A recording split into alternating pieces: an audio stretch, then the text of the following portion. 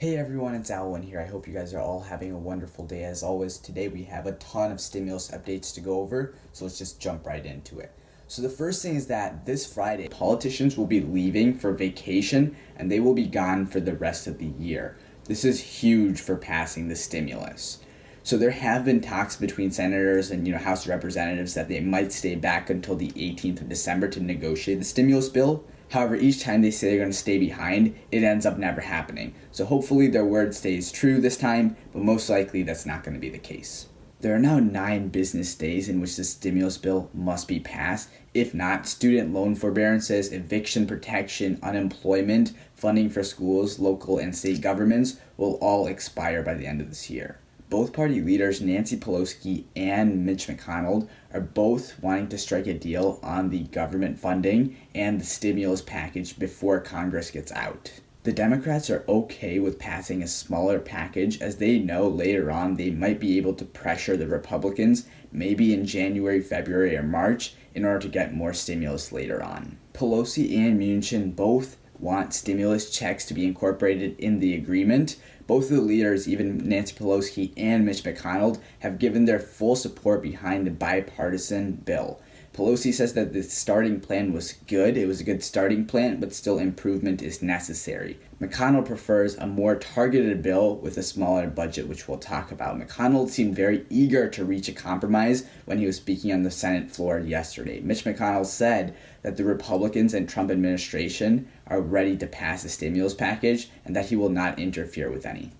Mitch McConnell urged the Democrats to form a deal on things that were already agreed upon, such as the vaccine funding and small business aid. McConnell's opposition to the direct stimulus is softening a lot over time. However, his support for any sort of stimulus package at the end of the day will be dependent on the liability protections that exist. Mitch McConnell himself is very confident and optimistic about having the stimulus deal passed, as he stated on the Senate floor yesterday that he has seen some hopeful signs of engagement with his Democratic colleagues, and that there is no reason to go ahead and settle any disagreements that may exist between policy, because that's not going to just magically disappear over time or overnight. At the end of the day, what we need to do is decide on what we already agree on and go from there.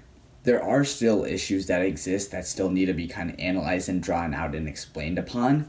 One of the biggest issues that exists is the extension of the unemployment benefits. Right now, the bipartisan proposal would give the unemployed workers $300 per week of federal benefits. Self-employed and gig workers would also qualify for additional weeks of unemployment aid, but the time is right now uncertain of how long that would take or how long they should extend that for. As of now, the general consensus is that they might extend those benefits until the end of March. To prevent any shutdown from occurring, the politicians will vote today, December 9th, so that they can focus on the stimulus package, the amount, and how they will distribute the money throughout the entire economy. Over the weekend, the senators from both parties went ahead and introduced revisions to the $908 billion stimulus package this week, and it continues to kind of draw on that process. But at the end of the day, they're still, trying to analyze or break down really a couple more details.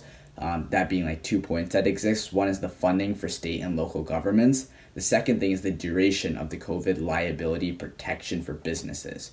Once they get those 2 things settled, the process will go a little faster, but that's what they really have to kind of nail down right now. McConnell obviously wants a ton of legal liability protection for businesses. He wants up to 5 years, whereas the Democrats are only thinking about a 6-month liability protection for these businesses. Ultimately, at the end of the day, we only have 9 business days in order for a stimulus to be passed. If not, what happens is that student loan forbearances, eviction protection, unemployment, funding of schools, local governments, and state governments will expire, and they will have to struggle through the entire holiday season.